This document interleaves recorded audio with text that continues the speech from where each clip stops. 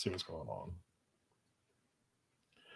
Howdy, howdy. We are now live on all of the platforms that we're on. Hello, live. Which is only 3 because they won't let us do any more. So, oh, well, there we go.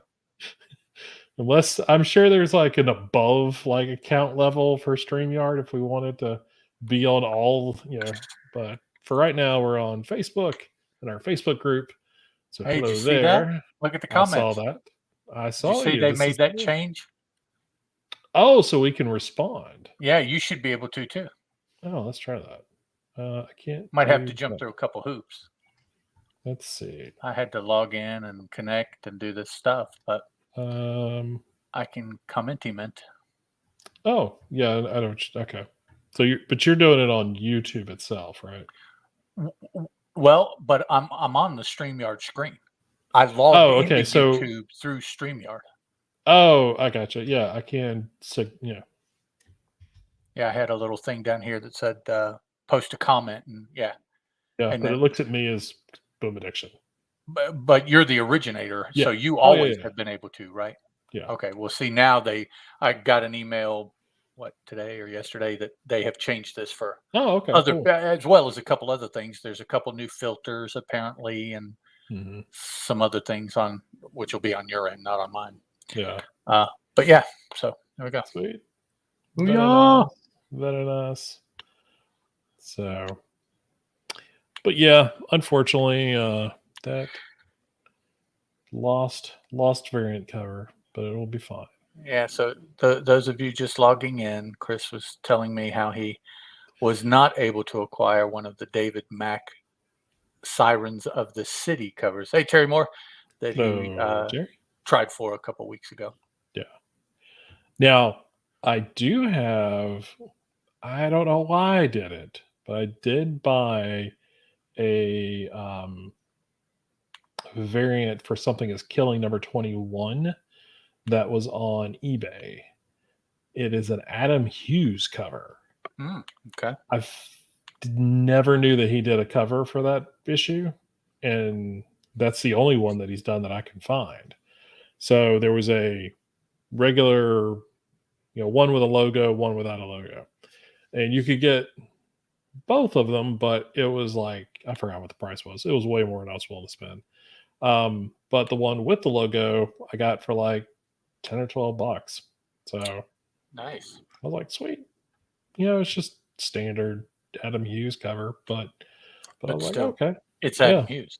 Yeah, exactly. And I like it. I like Mr. Hughes' stuff. So. Yep. I don't normally buy variant covers on eBay. I tend to shy away from that. Well, they're a little pricier than for sure what you can get in your shops. I mean, that's got to be. Whoa! Is this somebody spamming us? Look, spammer! Somebody on Facebook. Oh, let's see here. I was gonna say, can you take that off? I will try to. Let's see here.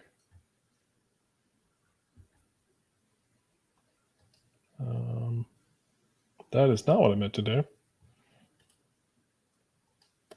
Let's see. Nope. Oh, I know what I'm supposed to do. I have to actually go to Facebook and do it. Oh, do you? I'm sorry. Yeah. I wouldn't have said anything then. We could have just ignored it. Let's see. We are going to hide.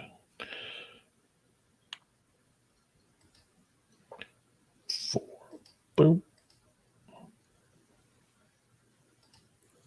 Boop. There we go. Dwayne Feenstra. Holy cow. It is Mr. Dwayne Feenstra. Hold a sec.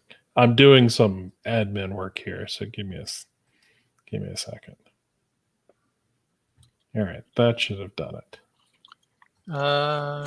Mr. Dwayne Feenstra is now joining us. I still see the comment, but it is off of Facebook, and it is, and they are banned.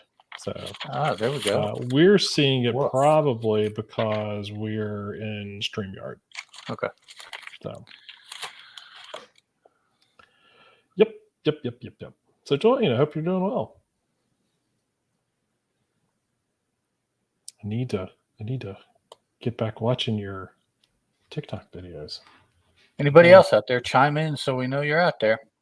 Are we wanting to go over next week's books Um, and or FOC?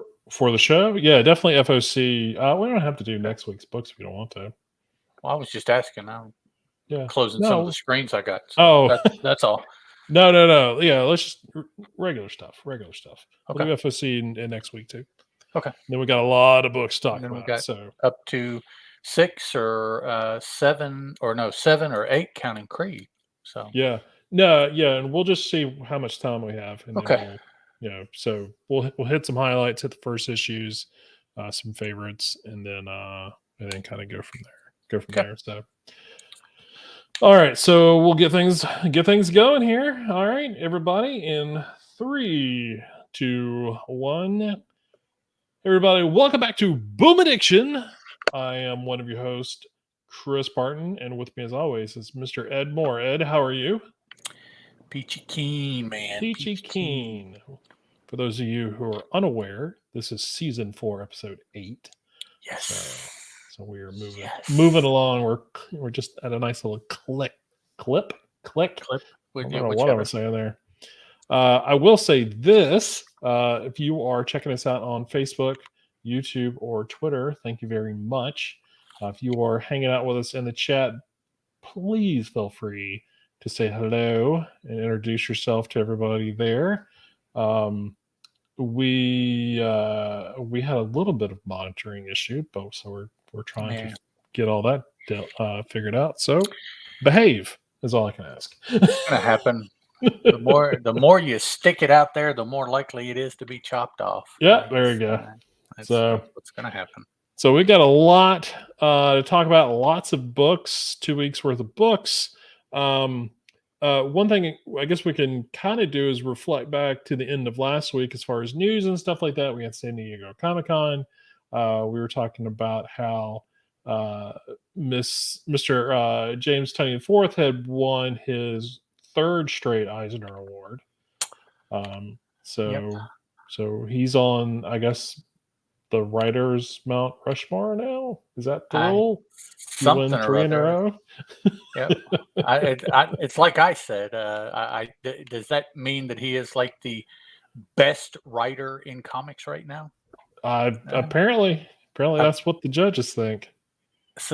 Subjective, objectively, whichever it is. I guess you could say yes. I mean, Yeah, I do enjoy his work. I don't read absolutely, all of it. It's even like Cullen Bunn. I mean, we're big fans of Cullen Bunn, but I don't read everything he does. So I a lot of it. I was just thinking when the day after when I read the announcement for Tynion, I thought, oh, the young lad that we remember from the woods. Yes. It's like, man, true. who is this dude writing this weird stuff? Oh, this art is awesome, but this writing is weird. It's crazy talk. If only we had known what it was going to turn into. Good stuff. I do need to go back and reread The Woods. That is such a. You brought up Cullen.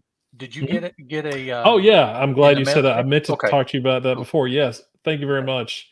Ed sent me a print that he picked up at, was it Heroes Con? Heroes, yeah.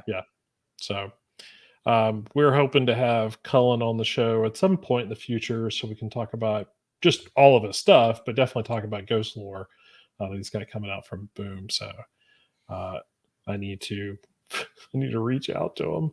I'm a slacker, so but I'm pretty sure he's a super friendly guy. So hopefully we'll have him on the show in the near future. So anything else San Diego wise? I mean, they didn't have like huge announcements or anything like that. There's probably they had a couple other things panels that would be interesting, but nothing sticks in my mind really. Yeah. I do know, for those of you who like to buy exclusives and stuff like that,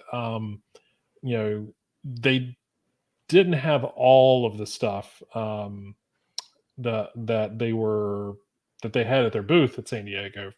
as far as variant covers and the pins and the hats and the whatnot. But they do on Boom's website. If you go to their Direct Reserve, they do have a few of the covers that they kept some. And so if you're wanting to pick up a few of those, like Alice Never After #1 and Berserker Poetry of Madness, they've got the regular cover and the foil cover, and they've already sold out of the Something Is Killing the Children 31 direct foil exclusive. That one's already, but they still have the sort of the regular, I guess, the non-foil, the regular cover. Still have that one available. So if you're wanting to check that out, they do have some really cool Mighty Morphin Power Rangers, the 108 and 109 covers are sketch covers or black and white covers with what's his name? Zod, not Zod. That's Superman. The other Z name. He's on one cover sitting on a throne. And Timothy Zahn? No, Timothy he's Zahn, an author. yes. He's then an author. it's really sad. Fantasy? I'm going to talk about the freaking book tonight, and I blanked on the freaking villain's name, who has been in Power Rangers forever. But then Dracon as well as on Zed. Zed, thank you. Jeez. I was trying to think Zod. Yeah, it's Zod. Yeah, it's not. No, wait a minute. We had the Z and the D for some reason. Us being big old comic book fans. So well, a comic book fan and a Power Ranger fan can be two separate things. Yes, they can. So. Oh, and then Dwayne swooping in there at the last. Zod versus Zed. It'd be a great story. There you go. Yeah. That would give you the opportunity to bring Superman and the Power Rangers together. Exactly. There you go. We could have that crossover. That's what we've been wanting forever. It'd work for me. Be kind of interesting to see. I mean, freaking, if you've read Action Comics or at least seen Action Comics lately, the entire Superman family looks like a bunch of Power Rangers with their matching jackets. And they are so much. I can't keep the younger males apart. I don't know. They all look the same. I haven't been reading it, so I'm like, is that the it's clone? Like reading the Avengers back in the 80s. Oh yeah, heck yeah! Like bomber jackets. We're like Hank Pym and Steve Rogers and Dane Whitman. They all look the same. Yeah. JLA Power Rangers. Yeah. Oh, they did. I remember that. You're right. So right there would have been Superman already. Yeah. I forgot all about that, but you're right. So Dwayne swooping in there with all the good knowledge. All the 411. Hell yeah. That's what we need around here, man. Yeah, we need somebody who can do the legwork. Know some shit, man. Because we just stumble all around, and I'm so confused by the book. I don't get it. And see, that was one thing that Dwayne was always good to have doing a show with. Because he and I worked on Comic Addiction together and Image Addiction. He is a well of information. Plus, he's younger. His brain isn't. It's right. Yeah, but he works in public school now, so maybe that's changed. So, really, other than that, we've got some news out. Alice Never After #1 is sold out. It's going to a second printing. Same thing with Berserker Poetry of Madness #1. That's sold out. That's going to a second print. So that's awesome for both of those creative teams that folks are going out there and checking out. Because it hits second print doesn't mean that your local comic shop doesn't have it or something, something like that. They may not have, but it sold out means it gets sold out at the distributor level and blah, blah, blah. So definitely, if you're looking for either one of those issues, check your local shop. It does mean you can add another variant cover to your list. It does, because for those who do that, so buy second prints because they're fun. Yeah, just something else to collect. So. All right, so let's jump into FOC real quick. Okay. Broop. So speaking of which, let's go ahead and do the spiel. FOC, these orders are due July 31st, which is next Monday. Check with your local shop. Make sure that you know what their schedule is. Hopefully by now you've already done some ordering, so you should know what their schedule is. But either way, go ahead and let you know. So this is all for July 31st. So speaking of the second printings, this is the cover for Alice Never After, the second printing, and then we Oh, have the yeah, they've cover already for. dropped Oh, them. they've got. I know. I was shocked when I opened this thing Wow. up earlier, right before the show. I was like, "Oh, nice! They're doing the legwork for us." That So tells me they knew before they announced it, yeah, it probably sold out before it actually hit the shops even for before Wednesday. Wednesday. Yeah, and they used to publishers just in general thought it was always a great idea if you announced ahead of time, oh, this sold out, so that there'd be this insane mad rush to the comic shop, I guess. To hurry and get them. And so that, I think it's better to announce it after the fact, after Wednesday, because it lessens the speculator Okay. buyout on Wednesdays. Right. So, speaking from a former speculator, or as a former speculator, Damn that is a thing. speculators. So, you tell me it's sold out before, I'm gonna go grab as many copies as I can. So, Selling for uh, elevated prices. and sell them for elevated prices so I can afford the addiction. That's what Uh, it's all about. So, not anymore. That's not how Chris rolls anymore. Chris, anyway. So we have Buffy the Vampire Slayer, the Lost Summers trade paperback. This is covering, let me check real quick. This is covering the two specials, the Last Vampire Slayer special and Buffy the Lost Summer special. So that is covering that, $14.99. We get third issue of Creed, that mini series. So we got a couple covers there. Um, they're doing some interesting covers with covered bees, which is good. We get volume 2, the Firefly Return to the Earth. That was again, I really enjoyed that volume of Firefly. So if you didn't get a chance to check out the single issues, this is the trade for you. The Harrower trade paperback will be coming out July. Well, the orders are due on the 31st. That's a funky 80s slasher yep. mini series that I would like to dive a little back into that one if we could, please. Magic Planewalkers Notorious #1. This is cover A, B, and who knows? There'll probably be a couple more. We get Mighty Morphin Power Rangers #111. This is part of the Darkest Hour crossover. So we get a cover A and a B and a C, and then there's an I for the FOC. So we know there's some letters in between there because we all know our alphabets. Wow, that's 5. Yeah. So I'm sure there'll be a foil one in there. I mean, we already have our standard, helmet Mhm. cover. So Yeah, those helmet covers are cool. I do. I do really like those. Yeah. Then we get the Mighty Morphin Power Ranger 30th anniversary special with a Dan Mora cover on cover A, and then we get this neat little cover that I put in the wrong window. I apologize. So we get this neat little cover from Brian Gonzalez, who I dig their work. I dig their work when it's cover art. Sometimes the interior is not my favorite, but artists can spend a Kind good of deal a more time. anime, almost, Yeah, chibi-like style. yeah.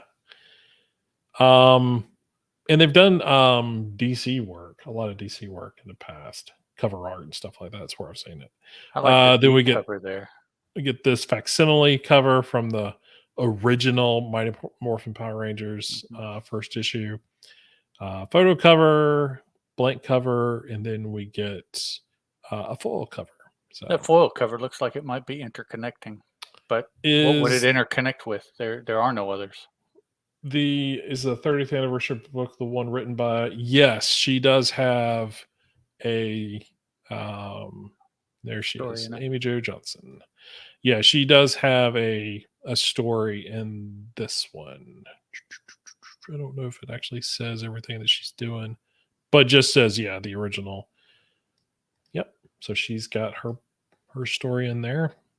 So I have been enjoying the fact that, because not it was a Hyperforce that um had can't remember her name. Okay. But there was another Pink Ranger that they The they voice, had the voice. no the actress. They had her on Oh, Boom okay. Studios. They interviewed them like a week or two back. Oh, I thought she had been a voice. I didn't realize she was a physical actress. I thought she had Oh, voiced it or something maybe like you're that. right. Maybe it was part. Yeah, okay. Maybe it was just the voice The for the like the rate or not the radio. spry or kind of more 2015-ish kind of Okay. female creator, right? Yeah. Not the other. They had two, and both of them were female, but they were very Both of them different. were I right. thought Yeah, both of them did writing on it. But yeah, different personalities. I yeah. thought So, but I do like that they've been bringing some of the old Rangers into. connected people. Oh yeah, and actually both of them had worked on something before together, and that's why they were working on that book together. Oh, okay. Yeah. Um, Yeah. the So an animated, but Power Rangers hasn't been animated, has it? no, I forget what it was. It was like an Yeah, RPG. It was an RPG or something like it was that. yeah, it was a game. Yeah. Or a play along RPG where they played it and they voiced the character. Yeah. Yeah, something like that. Yeah, that's right. So there See, you go. folks, we're More confusion. trying Yeah. our best to sort of expand our Power Ranger knowledge. It's hard, Well, it's rough, but we're now trying. I won't speak for Chris, but I'm sure he will jump on this bus. In my defense, I listened that a frickin' month ago. Same here. so, Yeah. so keeping Dwayne all says it that was an straight actual with everything play. and a play. Okay, thank Okay. you, Dwayne. Yeah, so I mean, it's a month ago that I listened to Yeah. that. I'm you can't expect me to remember that long. Oh man. We've read so much since then. Listened to so much. Especially you. You listen to like every podcast. Well, Bulk from yeah, okay. that's right. Yeah. Yeah, So lots of Power Ranger related stuff on FOC this week. It's like half of it. Probably more than half of it with all the variant covers.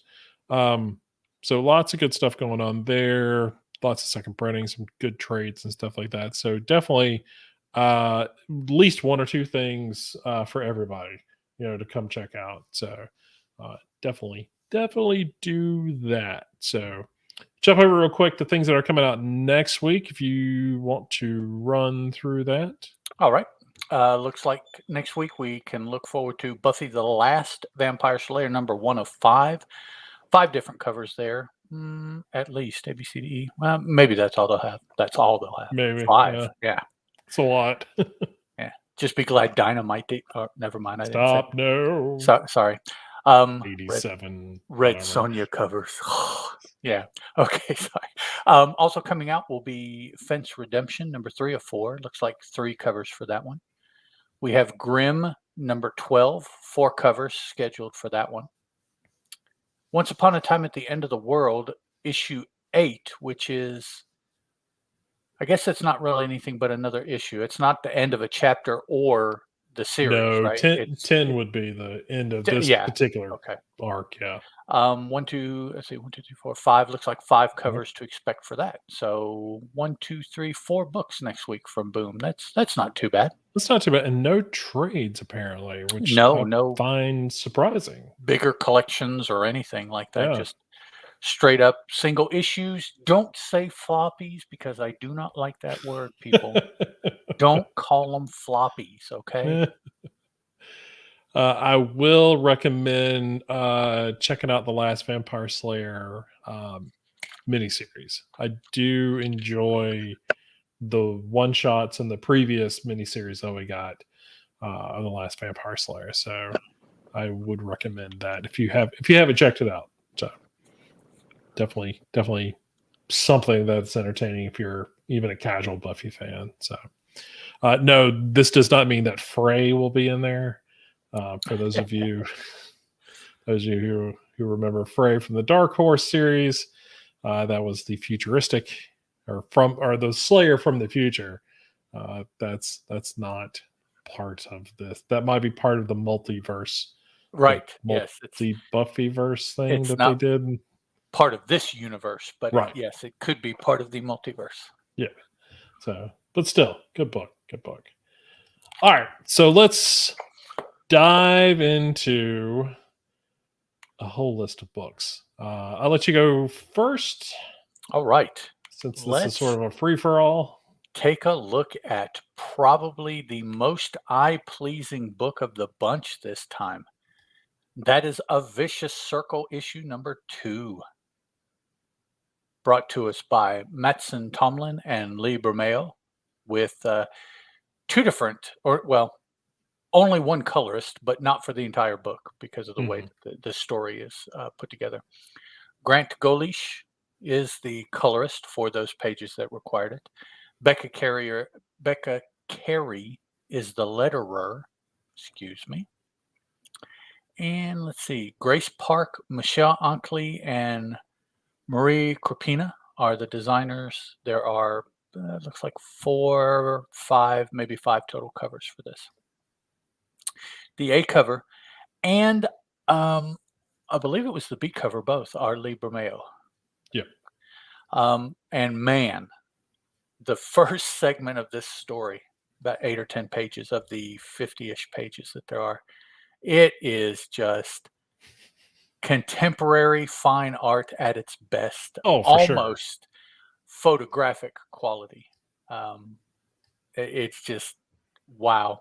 Our protagonist, which, for the life of me, I can't remember his name, but I think we went quite a bit in the first issue without getting a name too, actually. I was going to say I don't think they ever mention his No, name. I thought in his own time maybe somebody dropped his name, either the dude that he's chasing or the dude Oh that gave yeah, him the mission. I think it's the one that gave him the mission. That's right. Okay. Let me take a quick Um, look. but our book starts in a Sean. Sean. Yeah. Is that SEAN or SH? SHAWN. Okay, Sean. Standard spelling. Um, Starts in a prehistoric era.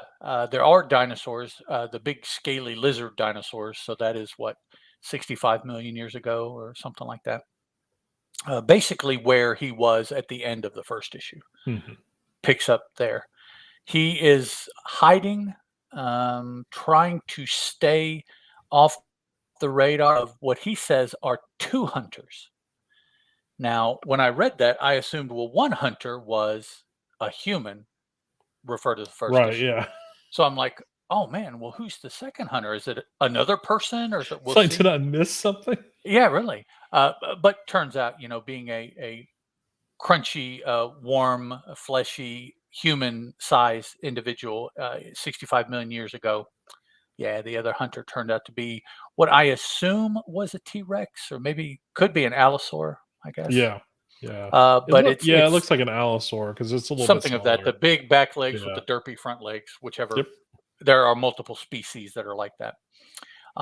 That's the other hunter because he encounters it, tries to hide and tries to run, and lots of actiony, which is, I think, even harder to draw in this just uber realistic style. If they were stationary snapshots, Oh you yeah. know, but no, this is, and it is pulled off so beautifully.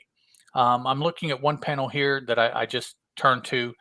The dinosaur is chasing Sean, and you see that Sean is trailing something like maybe a rope or a Hmm. part of his vestments or something like that. But the dinosaur is 4 in the picture. Perfect drawing. Behind him, denoting the movement, the forest that they're running through is just slightly blurred, still distinctive enough that you can see trees and Yeah. patches of light and shade and bushes and all that, but it's just blurred like you would see it if you were running Hmm. past it, you know? Puts me in mind of that inebriated thing you're running through a forest, Oh yeah. but yeah. Okay. But with that being said, though, there's background for as much Oh, as yes. detail as we're getting here. We're getting full world, Yeah. illustration here, It and that's. I mean, I and yes, this book comes out like once a quarter or something like that, and but it's worth it. this Oh is my, why. I yeah, this mean, is yeah, why. when you see that, it's like, and I wonder how much lead time on top of that he has, I don't know. because the art in this, and this is just one. style that he Hmm. uses. There's another completely different style, and then there's a very realistic style like this that he does in black and white. Yeah. Um, I think that's just it. Three styles, maybe four. There was more than that in the first issue. It was Yeah. almost like every time we encountered a different time period, it was in a completely different art style. Yeah. It was. So Yeah. there was 5 or 6, and I think maybe one of them he didn't do. I think there was another artist listed, but otherwise, um, yeah, it's just eye-staggering kind of art. Gorgeous. We don't get this style of art too frequently in comic books right now. It's too labor intensive for a book to come out monthly. Yeah. It couldn't be done. Well, I don't know, maybe with the help of that damn AI, it could be done, but we don't want to talk about that. The story, we get a little bit more information about why, but we saw in the first issue and again in this issue that Sean is having issues. I keep saying the word issue. He's having difficulty staying in one time period. Mhm. He is being thrown around not of his own volition, and absolutely not within his control. But as he's going through these jumps in this issue and talking to himself, we see that it appears that he has got figured out at least what triggers a jump. Yeah. Um, I think he is correct on it, although this issue kind of shows that, well, maybe not, or maybe it is, or maybe he just wasn't holding his mouth right, or something like that. But so we start off in a prehistoric era. We'll say 65 million years ago. The next section of the story jumps is he gets hurt and he gets knocked out in the now, which Yeah. is 65 million years ago. In his head, as he's unconscious, we go back, which is in the You want me future. to start the Back, music up? yeah, no, that's a back. Um, but he's from the future, and so we go back to there, and then we see as he's tumbling through time, he ends up in a medieval period. Yeah. Hard to say which one. Big dudes, armored horses, knights, swords, spear, the whole 9 yards. Um, he winds up in World War II Germany for a period of time. Excuse me, hiding from Nazis with a German family, and nobody in the room is able to speak to it. Well, the family, husband, wife, and little daughter are able to speak. They speak German, apparently. Mhm. Sean has no inkling of German. So they're speaking German. He's speaking English. He's trying to hide from Nazis, being a black man in, let's say, early 1940s Germany. It's kind of a liability for him, particularly if he's trying to hide. Yeah. Um, so he's trying to relay that, and he's injured from his falling through time, and they are trying to help him. It's an interesting 5 or 6 pages. It's one of the shorter Yeah. sections of the story, actually. Unfortunately, I thought it was pretty interesting. Um, so we have that section. He then finds himself in 1950s, I think, southern U.S. I think he's Yeah. he's in the southern part of the U.S. 1950s. Again, keep in mind Sean's a black man, so he's finding things difficult because of who and what he is for different reasons as he's falling through time. And ultimately, at the last 15 or so percent of the story, he is awoken. Or no, not even that. It's just a couple pages, isn't it? He's awoken by the person he was chasing that he Yeah. chased into the prehistoric era. He's woken by this individual not to be killed, which you would think from the way things have been set up last issue and the way Sean was acting this issue, but to be a hero and save the universe, save time, save the cheerleader. Oh, sorry. Yeah. Um, so that's where it ends. Is the final portion. He wakes up back in the prehistoric era. Yeah. Now the prehistoric parts are in color. The future is a completely different art style, also in color. If Bermejo did this, which I believe he did, I think he's the only artist Hmm. that's credited in the book. Totally, totally different art style. Yep. This is very much a more standard comic booky kind of art style, as opposed to the um, just almost photorealistic. And I don't like that word because I think it has a bad connotation nowadays. But the high realism that he uses Hmm. both in the prehistoric era, but then as I go through the book, there's another era, one of the ones that I spoke of that he did, but it was in black and white, not in color like he did the um, prehistoric era. Let's see. So he goes back to his very realistic art style for the medieval portion, Yeah. but to me, it's not quite like the prehistoric era is. There's a lot to do with the coloring that sort Okay, of I wondered offsets if it that. was Yeah. coloring and shading Yeah. and yeah. Still, though, very gorgeous, Oh yeah. gorgeous art for this. In the World War II German era, again, going back to a more standard today comic book style art. Um, and my words don't necessarily make sense, just to listen to. If you listening have a chance to pick the book up and flip through it, just stop at your shop and flip Oh through it, yeah. you'll see these very um, major differences in the art styles that he uses as he goes through these different periods. I'm trying to get to the black and white because that's the one. Okay, it's the well, what era is this? Is this Well, the it doesn't. this is the 1950s Yeah, because this is the he's 50s. Yeah. in the swamp and then he Yeah. goes into town and everything. But it same art style, very very realistic, but just rendered in black and white, not Yeah. in the full color like the prehistoric eras. All of it just man, this book is just outstanding to look at. Interesting to read. I'm not definitely not trying to take away from the story itself, but I read it for the story, but then I flip through it 2 or 3 times after that for Oh, the for art. sure. Yeah. It's just yeah, I uh, I just can't remember when art captivated me like this one. This Hmm. this book is recently. I just haven't. A lot of good artists, a lot of artists that I really really like. Dan Mora comes to mind. I love Yeah. his art, but this is just a different level. I'm not going to say Oh better yeah. level or anything. It's just a different Oh, level of it's artwork, completely different. Yeah. and it's really something to behold. You know that you've managed to buy just a comic book.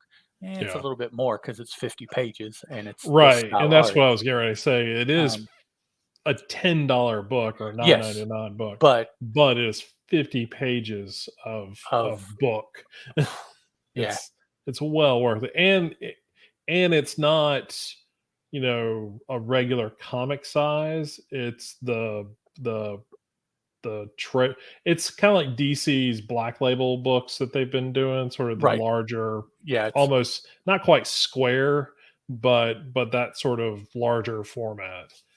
I almost wanted to say Treasury Edition. It's more magazine, yeah, magazine size, size kind of or like maybe Savage Conan and yeah. those kind of magazine. Which that's coming back by the way. Did you I find know it's that coming back next year. I'm very black and white excited. magazine? I'm Yes, very excited. yes. I know some a friend of ours who might be very excited about that Bring too. back the 80s. Yes. Well, I don't know about bring back in the '80s, but Yes. they're Yes. definitely bringing Do it. Titan. Titan is not to totally separate, but Derail the the show, the but information came because Dan Pasona, who does Alice Never After, he has done a cover for Conan. He's done the cover A for it, and he either he shared or something like that, but he at least commented that particular issue of Conan, the first issue, outsold Marvel's when Marvel had the property for those couple of years here recently, right. which doesn't surprise me at all. No. Um, No. But so I'm very very much looking forward to that. So, but yes, it's that sort of format, that size and everything like that. But 50 pages, $10. It's I mean, I really feel like if you walked into a comic shop and saw this, you would definitely not be wasting your $10. Yeah.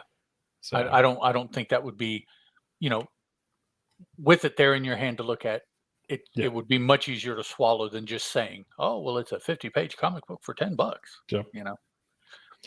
Now, the interesting thing about the story is that as Sean has sort of figured out that he and this other guy, I forgot if we even know what his name is, that are tied into this time traveling issue that they've called the unmooring. I think it's what they refer to it as. Doug Um, S. it's Hey. Doug in the chat.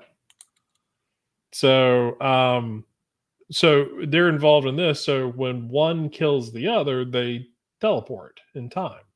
Right. And so if they lose each other for whatever the reason, then and that's kind of where we were at the beginning of this issue with him being chased by the dinosaurs.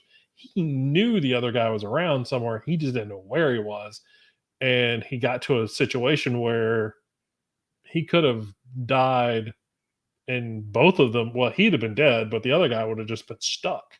Right. Yeah. Because Maybe. yeah, We don't know dying if from he other would have died means if is bad. he would have time traveled the other guy. Either way, Right. um, the very interesting thing about it is midway through, um, a very crucial historical figure. No spoilers, but a very crucial historical figure ends up dying way before their time and altering the future. So when we get to the end of this issue, sort of the it's time to go save the world or come with me if you want to live kind of thing. Um, I'm kind of curious is was this part of the plan?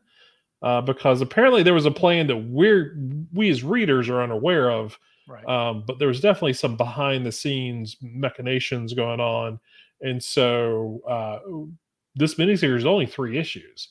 So a couple months from now, we're going to get issue 3, and it's supposed to tell us the rest of the story. Apparently, so I am really curious to see, kind of where we go in this last issue. But yeah, 100% gorgeous book. Highly, highly recommended. I agree. So I second that. you second that. I was seconding yours. So Oh, what? All in favor? Oh, no, sorry. well, there we go. All right, cool, No, sweet. yeah, Appreciate it, wrong sign. everybody. All opposed, same sign. Exactly. So, all right, let's jump into Something is Killing the Children, number 31. I feel like I would Okay. not be doing my due diligence if I didn't talk about it each and every issue. This is the first part of a new story arc, still sort of in the larger arc, but this is sort of another. So this is Showdown at the Easy Creek Corral, which will probably be Erica versus the Duplicity creature. That's kind of what we're building up toward. So this is a written by James Tynion IV, illustrated by Werther Del Derrera. Always Deladera. thank you. I always mess that up.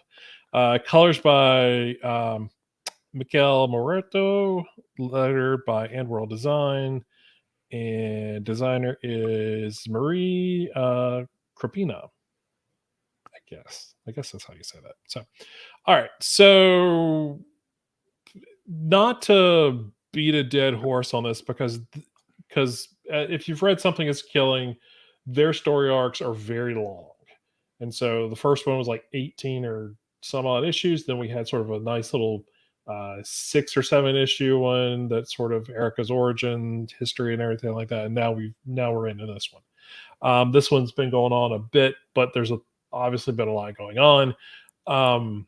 The situation, the real big takeaway from this is that Erica's setting up to now trap the duplicitous creature, the monster that she has to take down that's terrorizing this town. The problem is that this monster has the ability to shapeshift. and it decided to shape shift itself into Erica.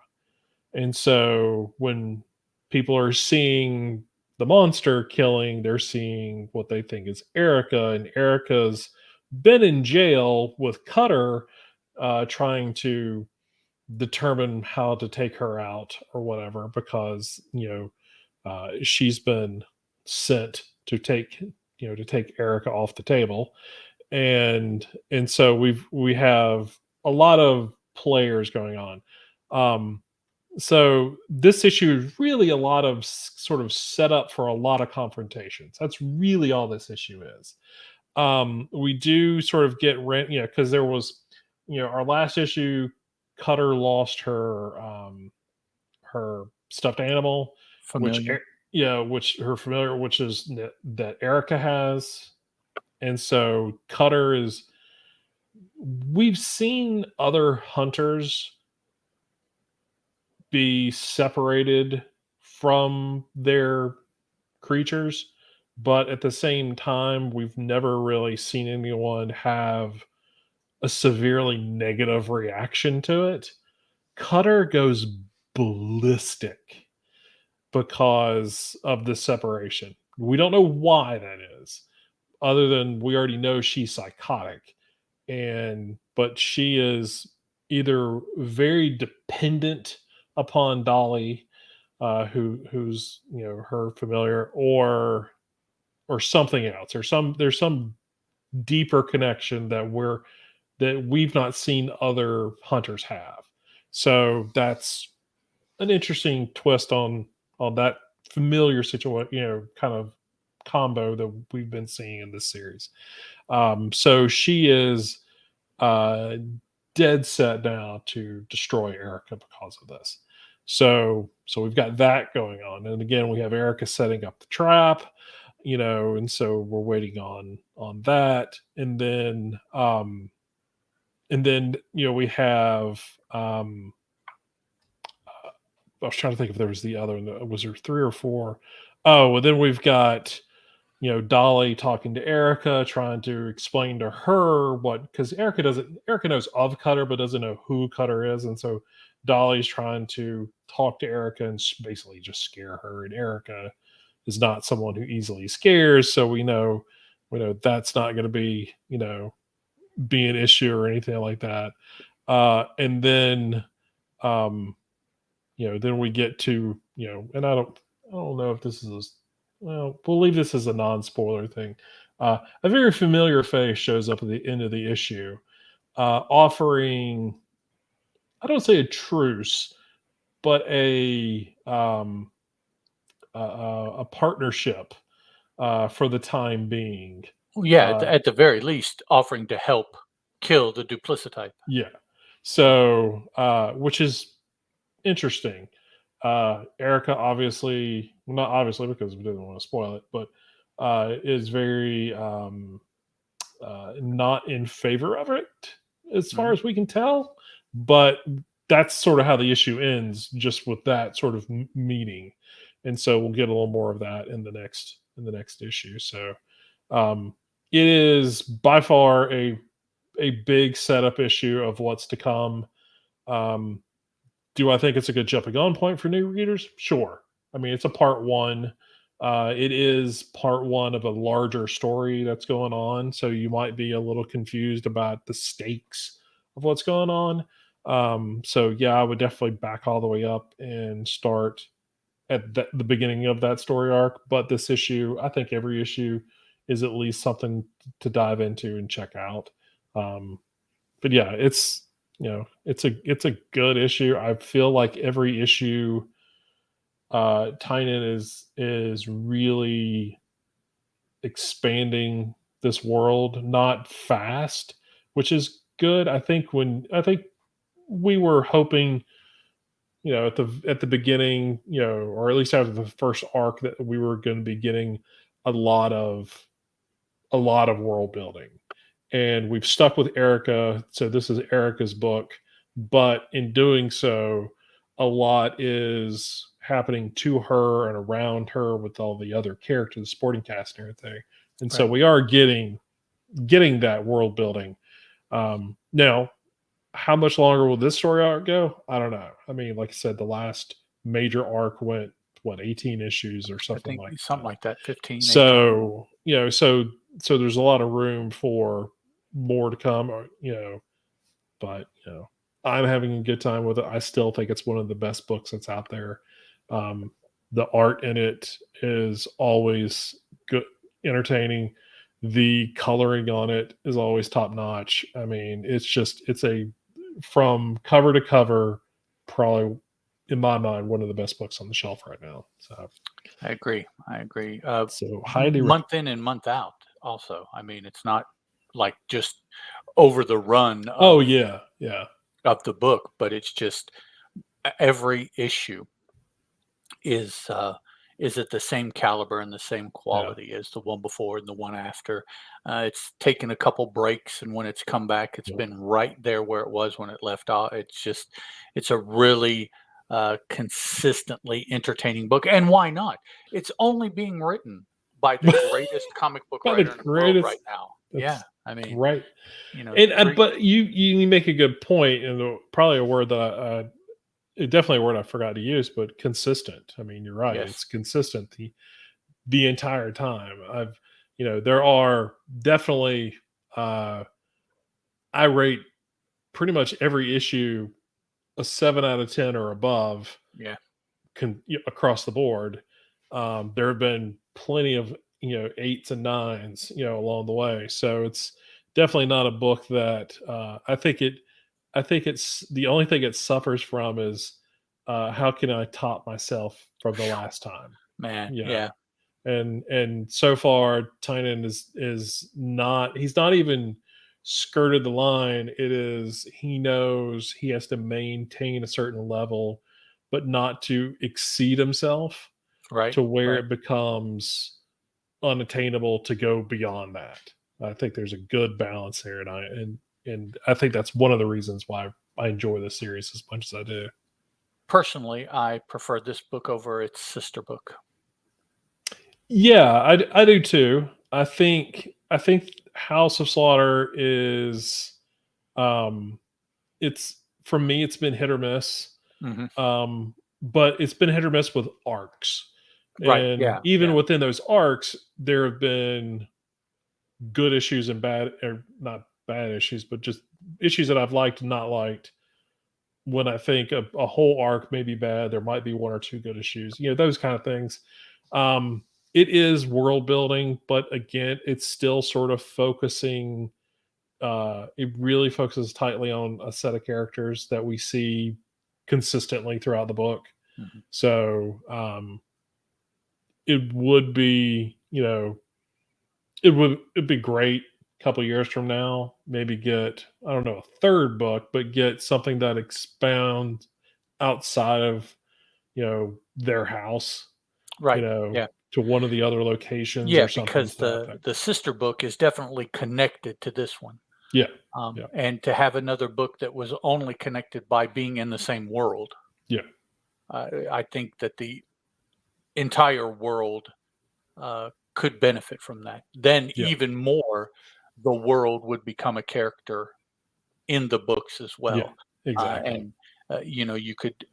you could use that, and you could show instances of the world that you saw in these other two books and explain it, or use those instances in a Mhm. third book that was more focused on the world overall and Yeah. stuff like that. Excuse me just a minute. Okay. Come here. For those of you who are watching this on our video and even on the podcast, There. Ed, Okay. Sorry. you should be well aware of Ed's cat.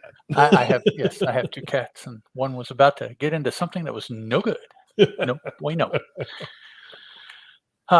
Okay. All right. Let's see. Let's take a look. I think I want to talk about. Um, let's talk about Seasons Have Teeth. Okay. I want to talk about Wild's End, but both of us didn't read it. So, Oh, both of us didn't read it. I know I no, didn't. no, you didn't. I did. It's all right. You can sell me out. It's fine. No, no, I'm not. not going to do that. Let's see here. Seasons have teeth. Okay. All right. He's like, I want to read a book and you talk about So it. this, Blah, blah, you didn't read it, and I can't talk about it now. Got a podcast for nothing. blah. Golly, man, can't even talk about the books I want to talk about. Hey, get away from there. Sorry, All right, man. so the Sorry. seasons have teeth. This is the first. Yes, this is the fourth It started and over. final issue. Yeah, it did. Yeah, it went 3 and then started. Excuse me, just again. Go on. Quit. With all these delays, I probably could have read Wild's End #2. Yeah, every time I go off camera, you can get a good 2 or 3 pages in. Okay, Seasons Have Teeth, created by Dan Waters and Sebastian Cabral. Mr. Waters is the writer. Sebastian Cabral is the illustrator, which I guess is, well, no, it's not color. So I guess that's pencils and inks. Yeah. Because it's colored by Dan Jackson and lettered by Nate Picos of Blambot, with looks like probably three covers here. And the designer and logo designer were Maria Krupina for this one. So this is the story of, once again, Andrew, that's his name, Andrew, who has been chasing monsters to take pictures of them. We found out recently, well, we definitely found out last issue, but it was kind of hinted at prior to that perhaps Andrew is a monster of his own making as well. Very interesting take, yes. He made some decisions using his photojournalism, which is the main gist of this story. He is photojournaling his encounters with the personifications as kaiju of the seasons. 4 seasons, 4 kaiju, 4 issues, one per book.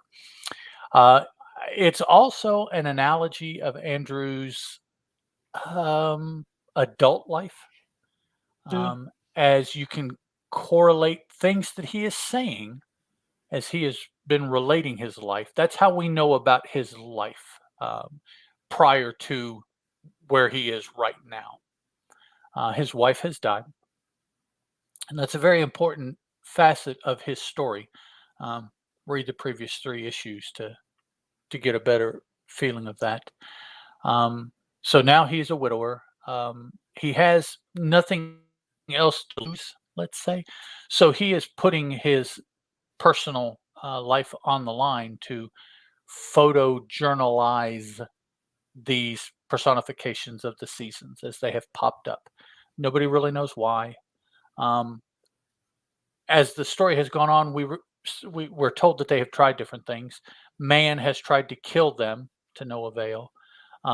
They can track them, so they know when and where, and they can predict where they're going to be, like you would animals or what have you, storms, if you will. And so we have done the other 3 seasons, summer, spring, and fall, or spring, summer, and fall. And now we're in winter. So where he's chasing after Winter, who was found to be in England, which is where Andrew is from and where the story started in the spring. So he has traveled around the world, so to speak, and he is back. He's come full circle in our story, full circle in his travels, full circle in his life. A lot of circles, see, just like this. Now, though, he doesn't have a lot of the things that he has had to do what he wants to do previously. He doesn't have a camera to photojournal anything. He doesn't have even a telephone to stay in touch with people, to send the photos that he might get, or even to take photos, since he doesn't have a camera. He doesn't have a phone to take pictures with either. So he's attempting to photojournal with nothing. He has nothing but himself.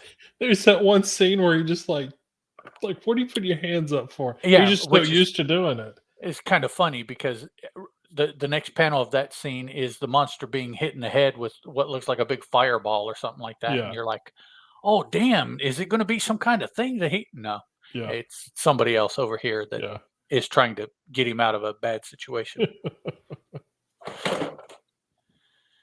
So he's attempting to finish this. It's kind of become a project. He's taken pictures and sent them to his magazine publisher, his newspaper publisher of the other 3 seasons. This is the last one. This will be Mhm. his crowning achievement, not just to get this one, but to have gotten all four and sent them through.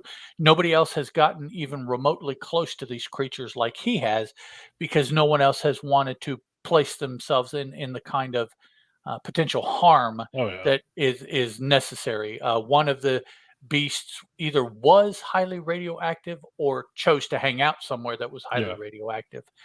Um, Summer was just profoundly like incinerator level hot, yeah, just like this one is almost. They I never saw a reference to it, but I felt that they implied that it was near absolute zero is what he was yeah. potentially encountering. Um, the exact opposite of what summer was, which is what you would expect in the winter. I think the creature, the kaiju that personifies winter, I think is the best of the four. I like Oh, for the sure. design and look of this creature. Um, Andrew, eh, yeah, Chris, if you understand, but Andrew gets into a situation where he finds someone Yeah, who uh, helps him maybe understand some things too, I suppose, who has the same name as his wife, right.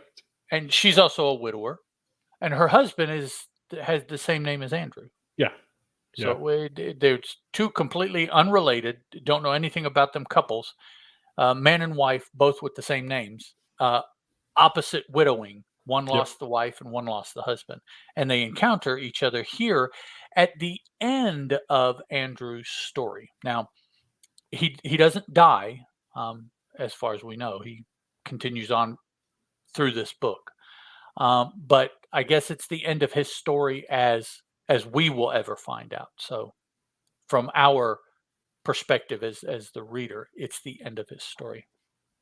Now, Chris, um, do you understand what it was with meeting somebody named the same of his wife? That picture that he took of the painting that the other Andrew started, but was barely. I mean, So what I took from it was prior to that, she knew of his work, the photo series that he did with his okay, wife. okay, And and much like you and I when we talked about the last issue, that we were like, this guy's an ass. He's okay, just a horrible she this lady Cindy, who's been helping him, refers to that series of photographs, not saying that he's the one that did it, but just saying that it, with her husband dying, it reminded of this series of photos, and how horrible she thought of the husband for taking the photos. now she doesn't know and never And knows she that does, it's yeah, him. again, He doesn't he know that doesn't that say that anything. yes, and he doesn't make any reference to it or anything like that.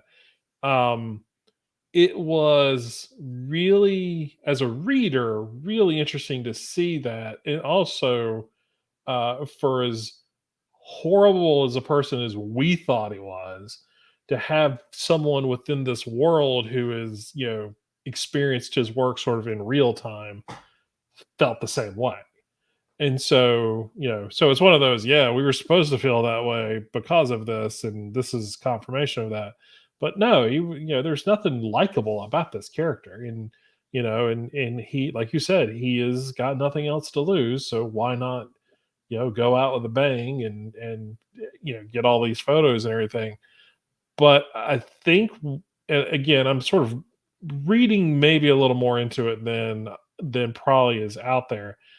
But having her explain what her and her husband's life was at the end of his life, and how she's sort of moved on, or sort of how she's coped with it. It's really, but not just moved on, but coped with it. showed him where he failed to cope with it and is not honoring his wife, not Okay. anything along those lines. And so the line is at the end of the issue is winter is a time for ghosts. It's his, and the reason that he does the photo of the painting, because she says that her husband would always start it and then sort of erase it, and there was Right. always this sort of image there. He again, kind of guessing at it, he's using this as, you know, he just never got close enough to it. Why, like he wants to disappear. Basically, he's done. There's nothing else for him to do. Once he took this photo, he realized there was nothing else left for him. So now I don't know if this means the two of them, at least I don't say romantically. There's no way we can jump to that conclusion, but at least she's giving him some sense of there's uh, more to life than just mourning for you know your spouse, your loved one. And maybe he just decided this is vague enough. They're going to think that this is fulfills my contract. I don't want to go out there and lose my life now where he did 20 minutes ago, you know.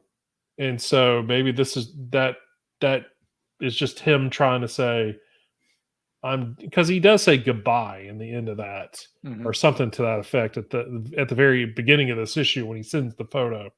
He says goodbye. So his editor is like, oh, well, he just succumbed to winter and died or whatever like that, and the other guys, well, I wouldn't, say that he did or whatever, that seems to be bleak. And, so they're at odds. And so they're trying to make the reader be at odds too, exactly what happens to him. I think he just decided after she really came down on him inadvertently, came down on him for what his life had been like since his wife had died, that he needed to get his act together. Um, Okay. you know, I could be way wrong. I've been in a very hopeful kind of mind's eye lately. Uh, Lack of sleep may do that, uh, which is what I've had the last few days. But at the same time, you know, like I'm trying to look at some of the books that I read and some of the stories that I'm not really sure what it's telling me. Trying to look at it from a more optimistic viewpoint. I'm sure if I was in a horrible mood or something like that, I could look at this and go a totally different direction. But I Well, I do mean, feel that maybe he just sort of like, all right, she's right. I did my wife wrong. I'm not honoring her memory. You know, I need I need to fix that. So okay. Yeah, I don't see anything really um, to push you in a positive or negative direction with the very end of this story. oh, it's very Seems obtuse. I Yeah, mean, it seems very neutral, yeah. and so I guess the thought is, having read the other three issues, you Mhm. impart the type of ending you want on this. It's almost a choose your own adventure, but Oh yeah, the yeah, endings just aren't written. You just imagine in your head yeah. how it goes. Mhm. How in the hell they got away from winter at this point, I have no idea, Well, but and that's the thing. They're like, "Hey, we need to build up the fire. We need to because like make it them was be right afraid of there. be." I'm like, that dude's just gonna come in. He just He'll just wait you out, wait until your right. fire goes in, it's like he got Yeah, nowhere to because they're go. like, do we have any more firewood? No, we'll just have to burn all the furniture in the house. Well, and that's You're good for a That's gonna while. run out. Yeah. Yeah, so Maybe it is. Maybe that's just where they die. very just a very different kind of story. Um, 4 Yeah. issues, 4 very uh, distinctive breaks, Hmm. between the issues. 4 very different, I think, points that the seasons were that Mr. Is it Waters? I Yeah. believe is his name. Yeah. Uh, and the artist were trying to relate to us. So it's, at the end of the story, eh, you you definitely have to go back and look at each of the four individual parts and try to Oh piece yeah. together, well, what am I supposed to be feeling? What is this? Yeah. Where am I supposed to be now after this? Because, Right. spring had me thinking this, and then summer I was over here in the fall, and so. Well, and that's the thing about I look at each individual like that as separate one shots. Mhm, There is an overarching story mhm, for all four issues, but you could look at each issue on its own and get a different perspective of Andrew, his circumstances, his motives, right, everything. And yeah, as we get further into it, two, three, and four, we definitely learn more about him. We definitely know more about him, so our perspective on him changes. Um, I got to the end of this miniseries or into this issue and didn't feel as I don't know. It's disappointment is not it's not the right word. It's I got to the end of it and I just it kind of fell a little flat to me. okay, And I don't know what I wanted at the end of this because I had already decided with last issue I didn't like Andrew at all at this point. mhm, And if Winter was the one that ended up killing him, then Winter was the one that did it. And I was fine with that. I didn't care.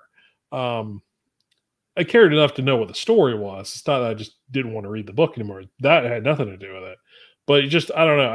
It just didn't like issue one. I was super excited about the book because it was a completely different story than I was expecting it was. And the second issue sort of built on that. And then the third issue, we learned so much about Andrew. I just kind of went, this is not the I didn't really have a huge, like I wasn't a big cheerleader for him or anything like that, but it was a very interesting story.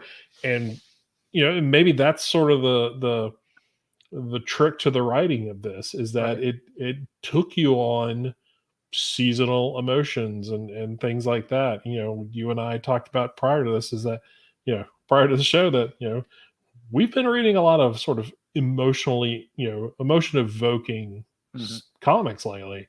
And maybe that's all this, I'll say all this is, but maybe that's what this particular miniseries does.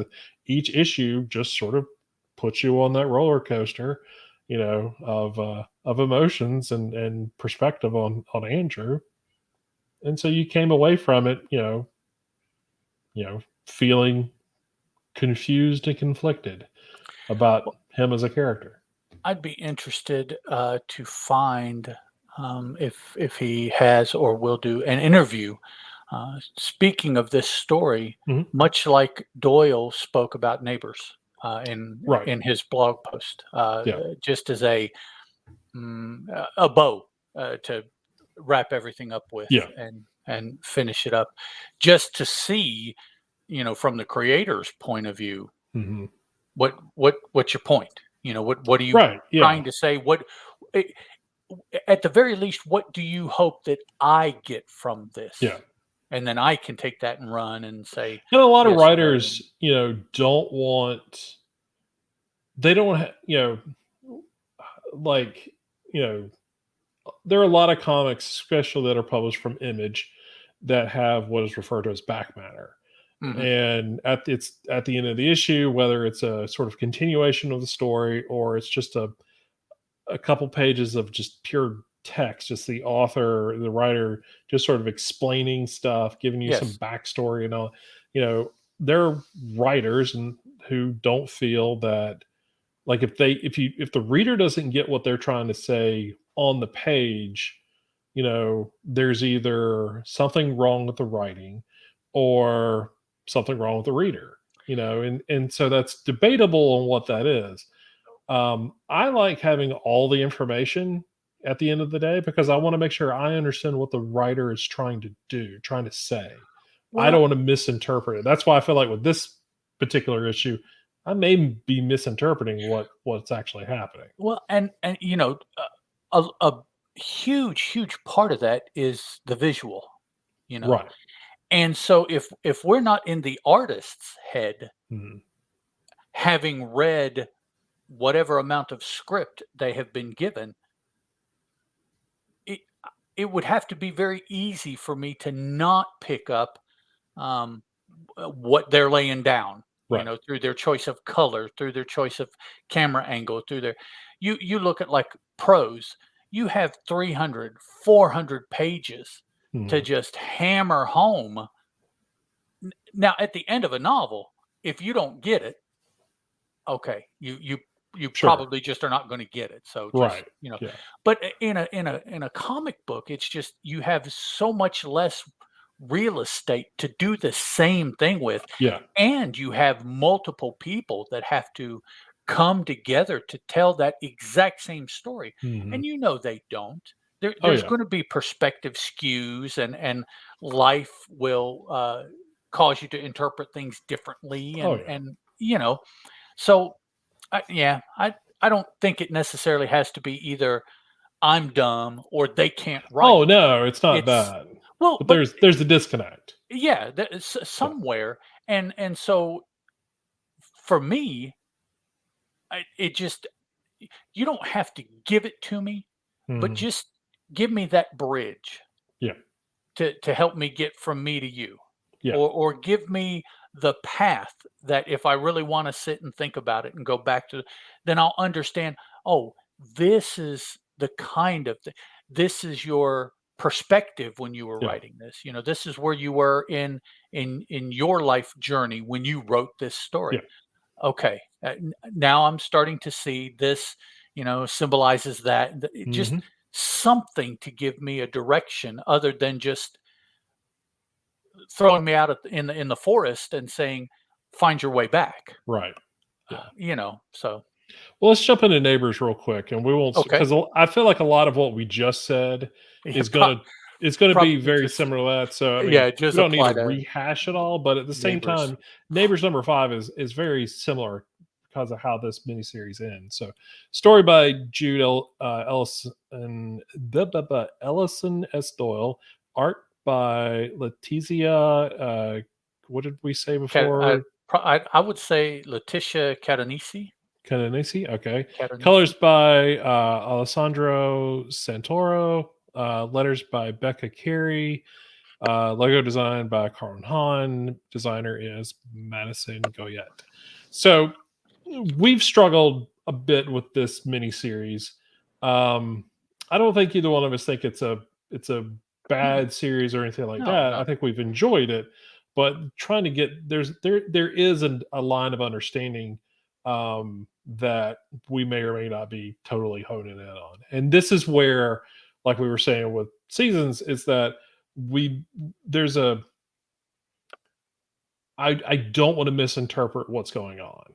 Like it would mean more to me to to read this sort of okay, I think this is what it is, but Doyle went and wrote on their blog, sort of like some not an explanation of what this issue is. They feel that they needed to say that because if they did, they felt like they didn't do it right. They didn't write it correctly or something, which I don't agree with. But Not you know, necessarily. I mean, but any given day, somebody can misinterpret what you say. I mean, that's just life.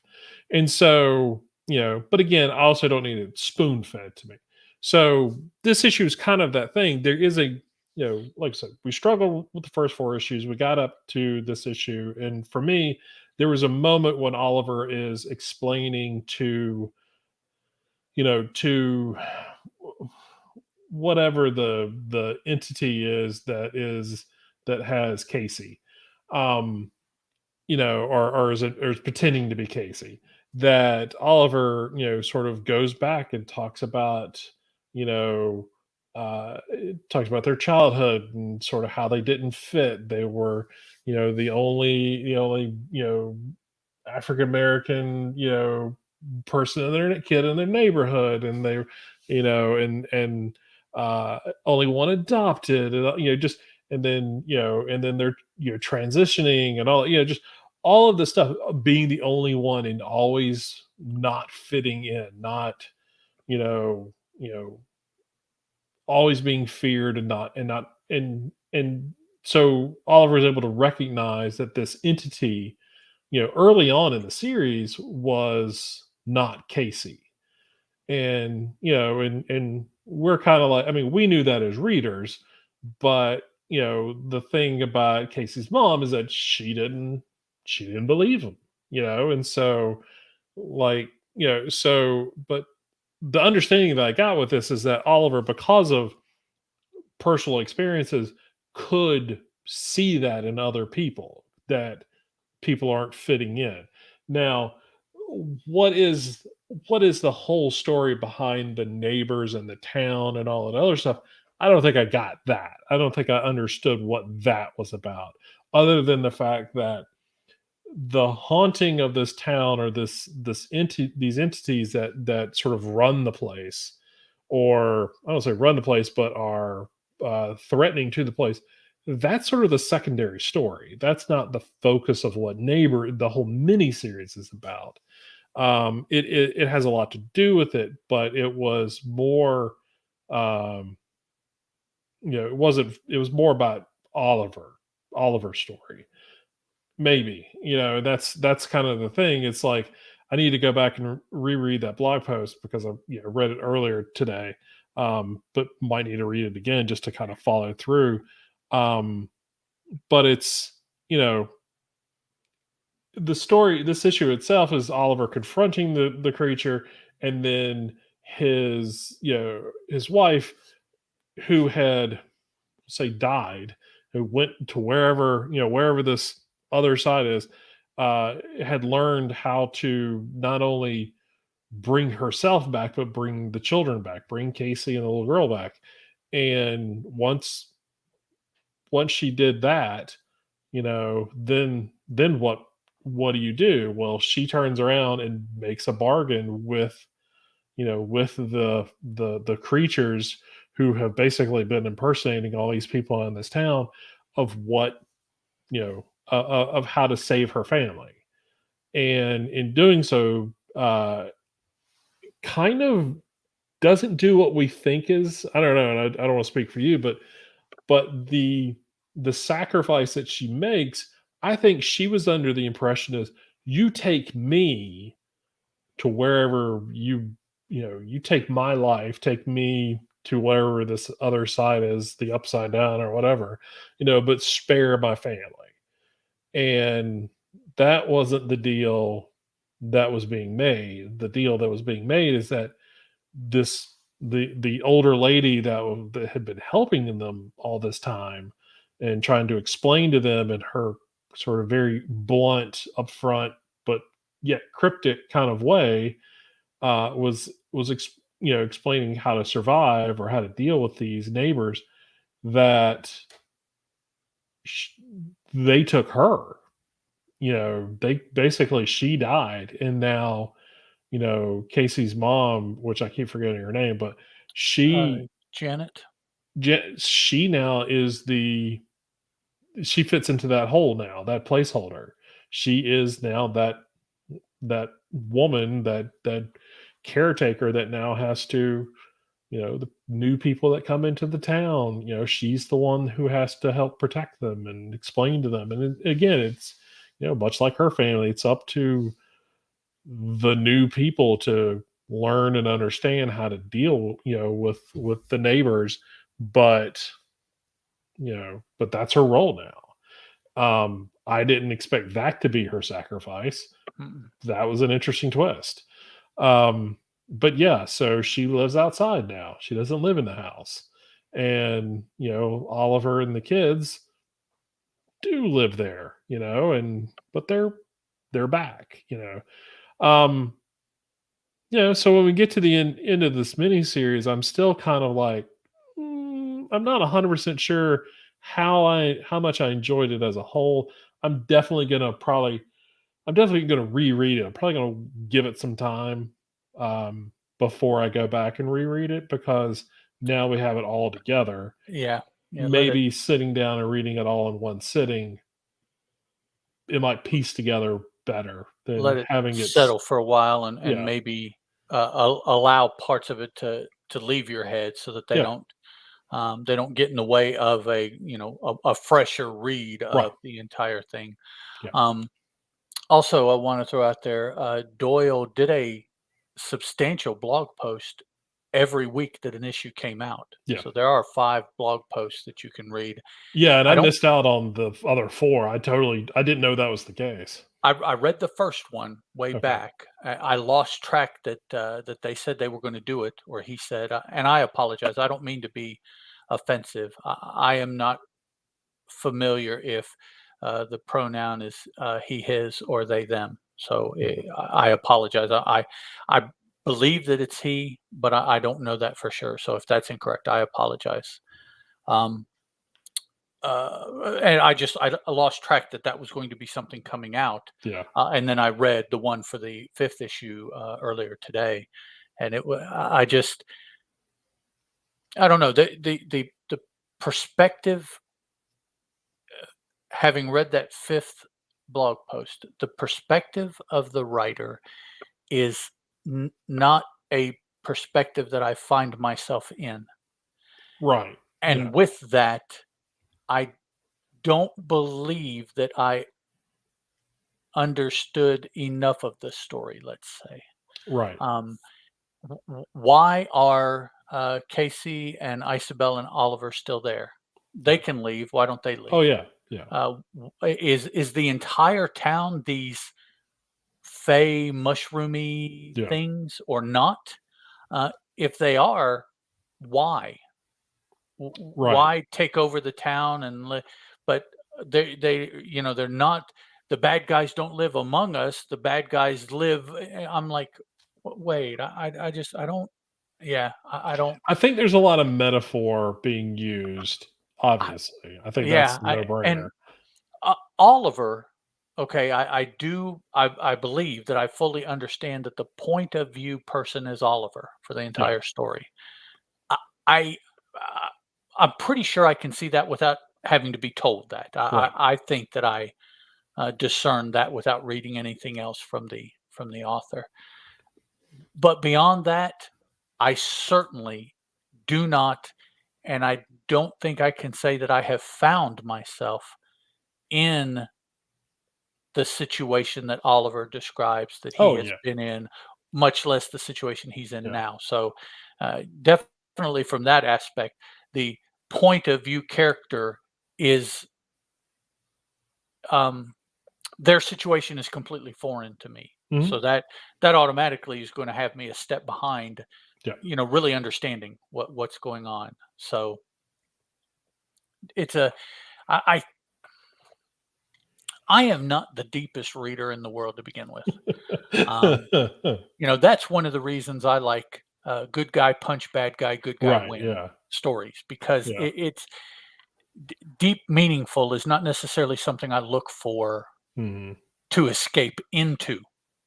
Yeah. So, that's what I look for in comic books is an escape. Yeah. And so I've never been the type of person, probably willingly, that put into a whole lot put a whole lot of effort into understanding deep meaning Yeah. issues. I stay on the surface. Yeah. Now you hit me in the head hard enough, and I'll get what your underlying meaning is. Oh It'll yeah. finally get through. But I don't I don't read on the surface. I mean, if there are Mhm. things there, I will pick them up a lot of times. But I want to stay very surface reading. Yeah. Uh, Pretty art, a story I can follow. You start getting into these higher concept simile Mhm. metaphor, and I'm like, I don't. Maybe I got it. I can't say that I did. See, I just yeah. So I started at a young age reading comics. ElfQuest was the very first thing I read. okay. That is a very layered, Hmm. relationship driven, emotional driven comic book series Right. about a bunch of elves that ride on wolves.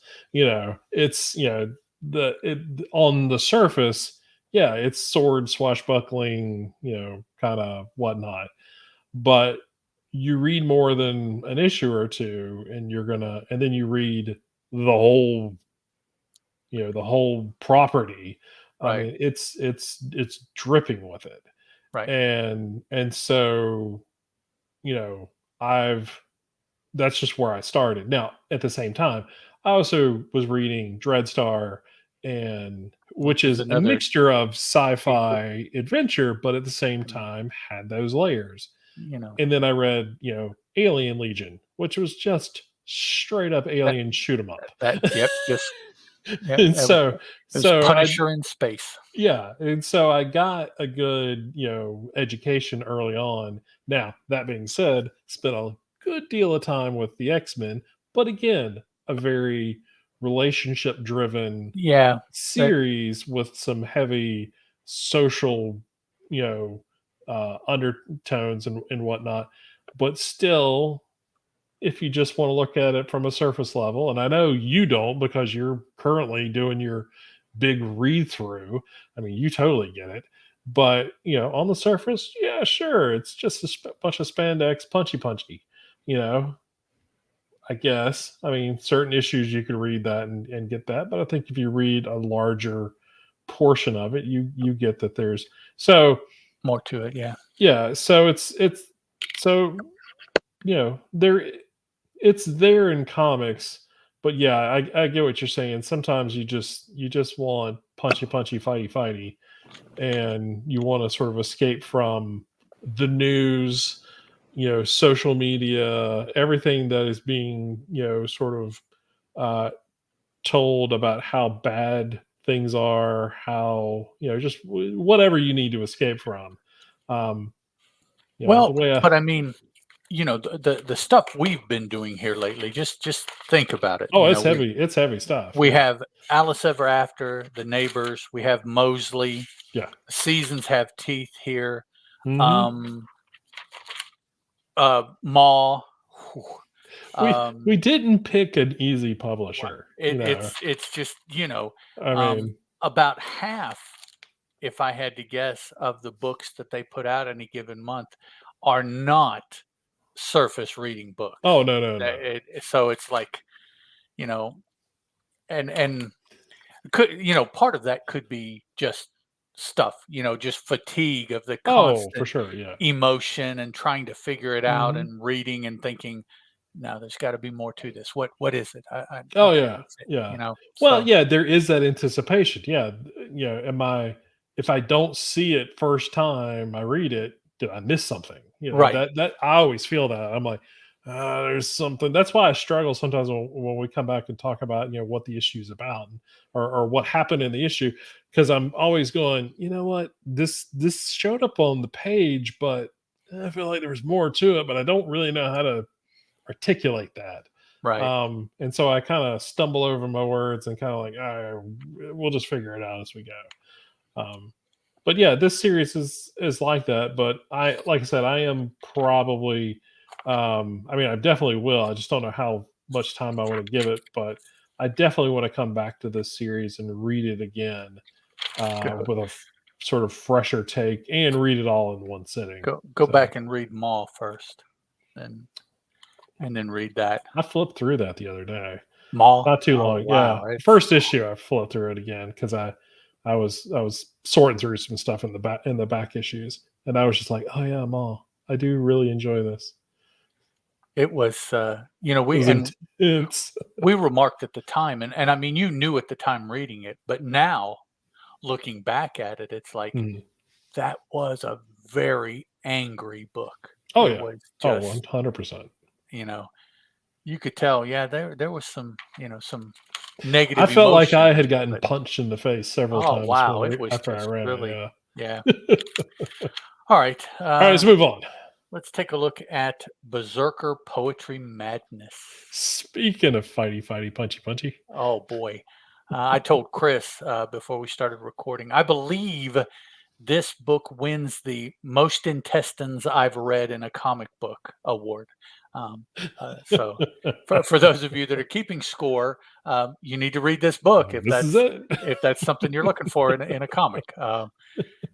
Berserker, this Berserker story definitely had it. Now, I will say, I am mildly surprised that they took something that was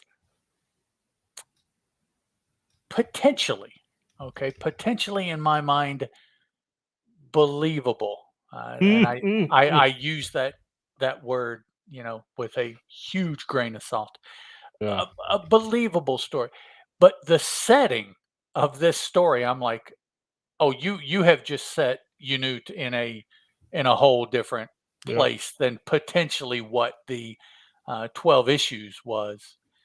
For those of you that don't know, this story is set in Atlantis. Yep. Unit is the king's guard, Yeah, and literally he's the only singular. one. Yeah, Yeah. it's not a troop; it's just Yeah. Unit, of the current ruler at this time. Well, the ruler of Atlantis at the time that it sunk, because part of this story is the sinking of Atlantis Yeah. and the how and why behind that. Yeah. But this is created by Keanu Reeves, written and illustrated by Steve. Scroochy. Is it Scroce?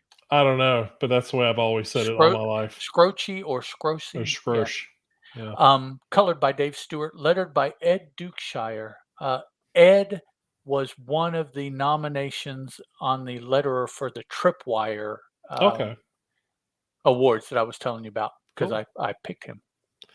Well, look, so before we go any further, that right there, those four, even well, let's put Keanu Reeves over to the side. He created it for sure. Yeah, But but but as far as looking at the writer, illustrator, coloring, and lettering team, that's an award-winning team, hands down. yep, Like easily. if you told me, "Hey, I'm gonna put Scroshi, Stewart, and Dukeshire on a book together," I don't care what the book's about. I'm Right. picking that book up. Yeah. So, Yep. So, yeah. So this is a story about Unit well before we followed him in his 12 issue maxi series. So probably, I don't know, multiple thousands of years ago oh for yeah, whenever Atlantis was supposed to be above water. yeah, Um, I it's I don't know. It's to me this was pretty straightforward, and oh yeah. I'll go ahead and throw it out there. It's very possible that I missed something. No, It was a very sand and sandals kind of story. Uh, Unit was the good guy, and the bad guys were, well, they were an invading army. No, no, really, they weren't. The bad guys are back here behind you. Uh, yeah, come to find out, yeah, and they want to use Unit and his unique biology to bring about a an era in our dimension, on our world, ruled by another creature that they have sworn or feel fealty to. And so they need to use Unut's biology to protect themselves because when they open the gate and this creature comes to Earth, it's going to be so cataclysmic that they will need protection. And so they feel that Unut, whether he wants to or not, can help them survive this crossing over of this creature. Um, I recognized the creature before they named it, and then oh they yeah. named it, and I was like, "Hey, yeah, okay." So between the Did your eyes creature, roll, Eddie? oh yeah, You just kind of went, of course, the creature and Atlantis, and I'm right? like, "Oh wow, yeah, you guys are just playing the tropes like cards here." It's Oh, and just I like, say eye roll for those who are listening. I say eye roll not as a sarcastic thing, but more of like, of course, yeah, why not? yeah, that's what it had to be if Yeah, you're wanting to, there are there are terms and phrases that I was waiting that never popped up Right. to kind of keep this, this separation from, oh, well, it's obviously what we're doing. So, they didn't Yeah. do that, but in the end, you're like, well, yeah, that's what it is. Yeah. So, um, and starting on page 7 and pretty much going, I mean, you can assume that it goes all the way to the end of the story because one of the last panels was watching Atlantis sink into the water, Hmm. still going on. So you have the majority of the next 40 pages of just gore, just Yeah. brains and intestines and blood and red. Red was used as much or more in every panel moving forward than any other color in the spectrum. It's everywhere. Now, I didn't think that it got overall. Now, on a panel per panel basis, yes, maybe it did get a bit overused, but overall, I don't think it was really gratuitous, given that we have already established who and I guess what Unit is. We Right. we know at this point his modus operandi. Yeah.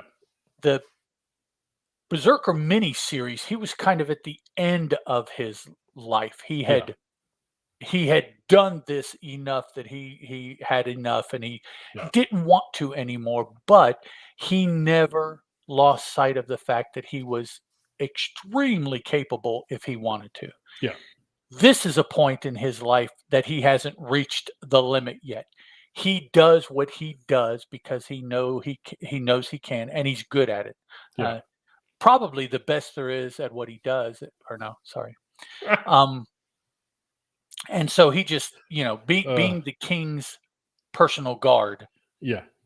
any and everybody for the time that he has held this position in Atlantis, he has been the first on the battlefield. He has stayed through the entire battle, and he is the last to leave the Yep. battlefield. It's so, and that's just what happens throughout. He fights. He finds out that things are not what he thought. He finds out that the people that there are people behind the machinations that he didn't think, but turns out, and he's like not overly surprised because Right. Yeah. he knew that these people were of that ilk. Yeah. He just had not seen that type of You just didn't machination think from they them were going to before. go that far. Yeah. So yeah, like I say, and they need him. Actually, they need him physically. They need his biology. Yep. They need the sword that he's got, Yeah. and they need this big not a tablet, but like a The monolith obelisk. Yeah. obelisk that he's got in his personal library. So they Yeah. they need multiple things that over the years he has gathered together, as well as he himself, to open a dimensional doorway to allow this Yeah. new rule all of Earth creature, rule all of the universe creature in. Uh, and the funny thing to me is that Unit never bats an eye. Nope. Uh, the entity is just another person that's wanting to kick down his king that he has Yep. sworn. And we see that story too, why he has tied himself to this king. Uh, Hmm. and he just approaches it like any other battle. Yep. Overwhelming though it might be, he does what he knows to do and turns out to be successful at it. So, very um, entertaining, 50 pages, sand and Hmm. sandal kind of Unit at his martial best. And Yep. I think that's the story. Um, I don't think it was necessarily as nuanced as other stories that we have read. I could be wrong. Somebody correct me if there's a big overarching, oh, you didn't understand that. Yeah, please tell me. I think Unit is just a weapon, and you just point it and fire it, and that's let it go. Yeah. Yeah. You know, like a boomerang, he'll come back. No matter what it is, he'll come back. So I had so much fun reading this in like an angry Keanu Reeves voice in my head. oh, absolutely. And Yeah. I Yeah. just I it's like I feel like you said, like in the mini series or the 12 issue series, we got a lot of like hyper violence and all this stuff. And there is a ton of that in this particular one shot.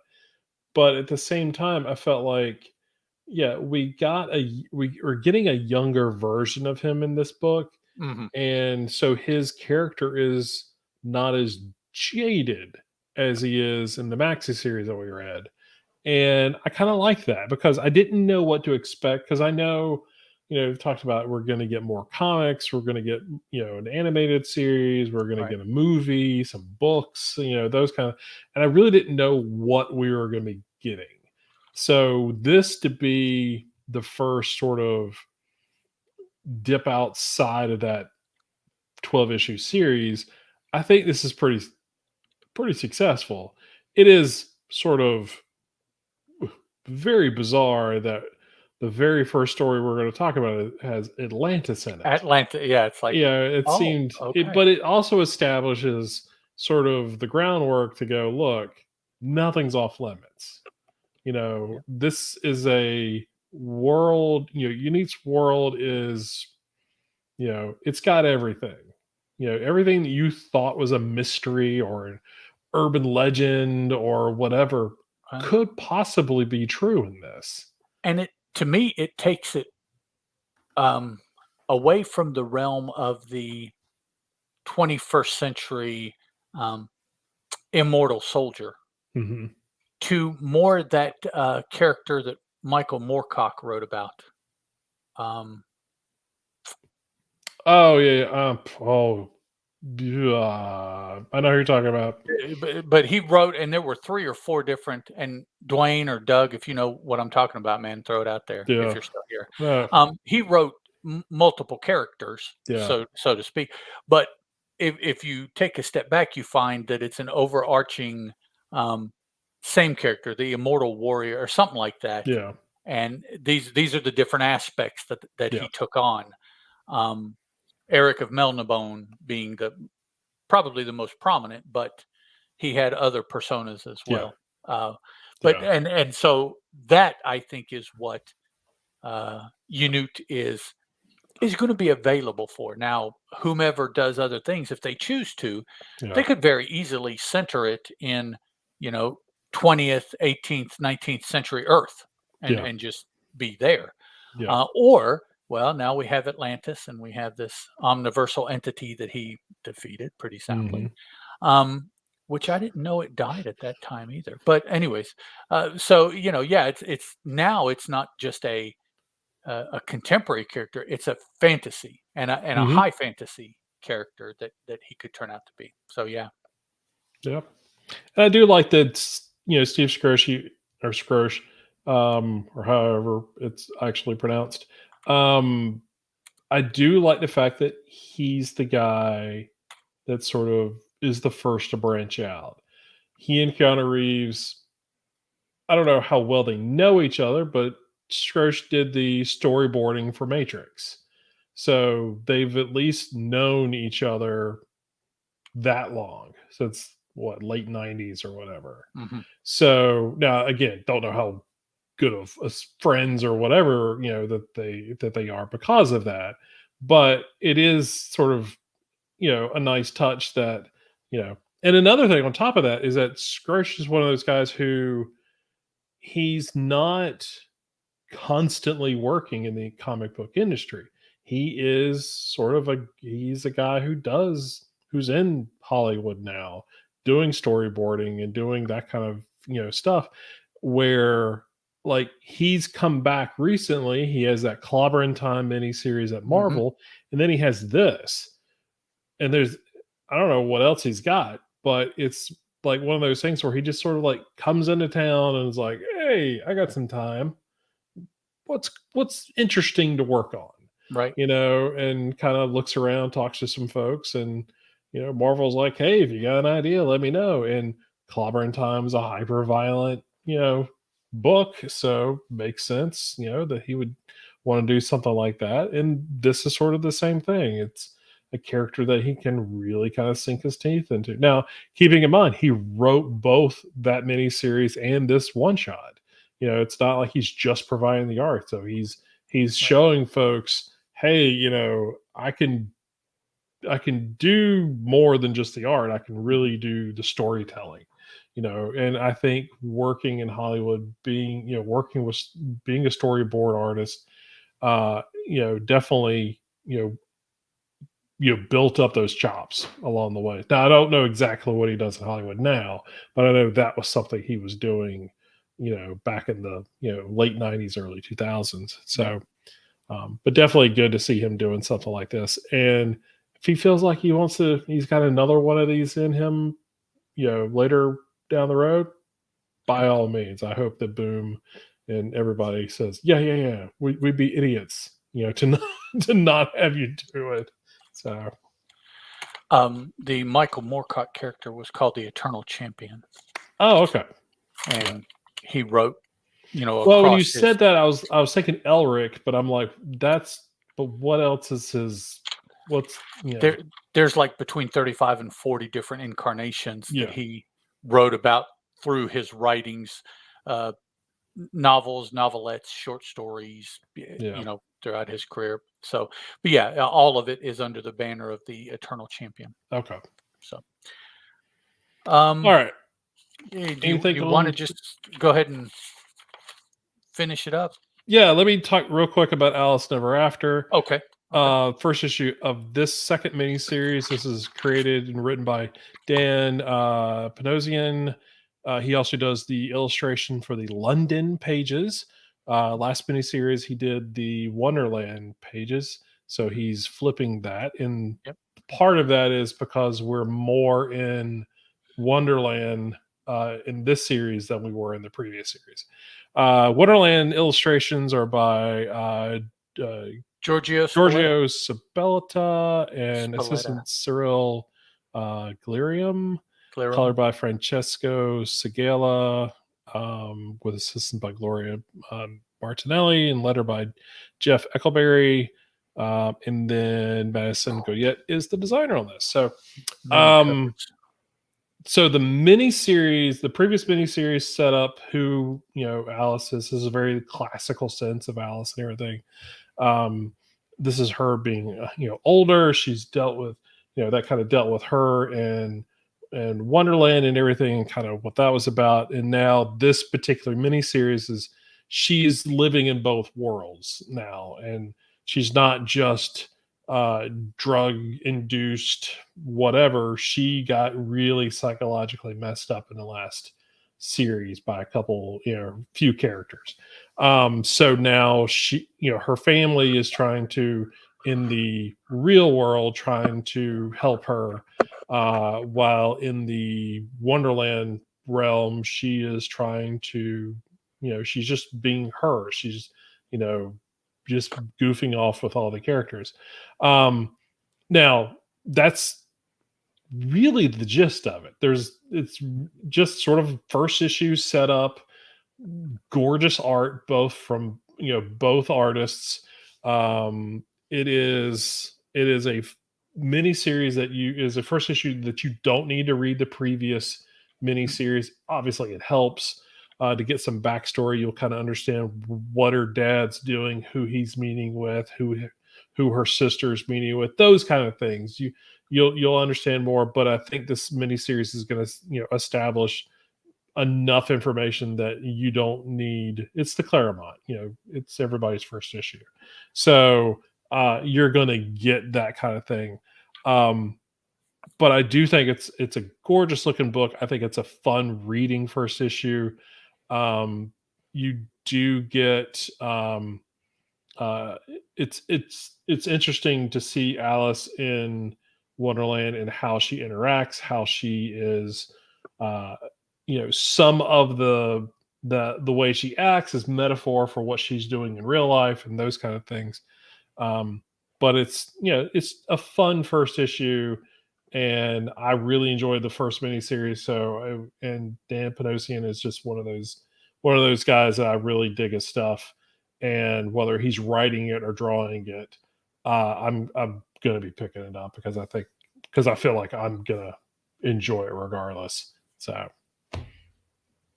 but yeah, Good, good Wonderland segment in this book, in this issue.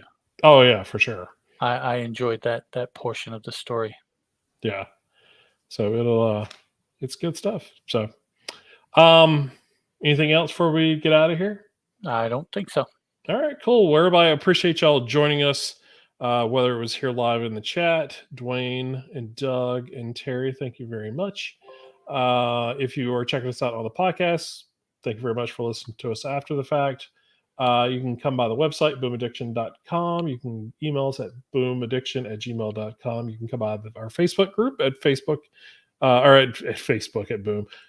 Fans of Boom Studios on Facebook. You can look that up and find us there. You can come by, or you can find us on Twitter at Boom Addiction. You can follow Ed at Teal Productions. Follow me at Chris Parton.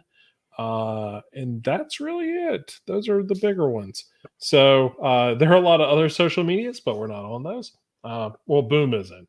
We're kind of floating around, but Twitter is the best place to find us right now. Yeah, So, yeah, easily the best. yeah. So, but other than that, Ed, as always, thank you for joining me. Yes, sir. And we'll catch all of y'all next week. Ciao. Goodbye. Yeah, it's getting a little late. I've been yawning. So everybody who's in the chat, we're gonna go ahead and sign off. Appreciate, like I said, appreciate you guys hanging out with us, and we will catch you later. Bye-bye. Bye.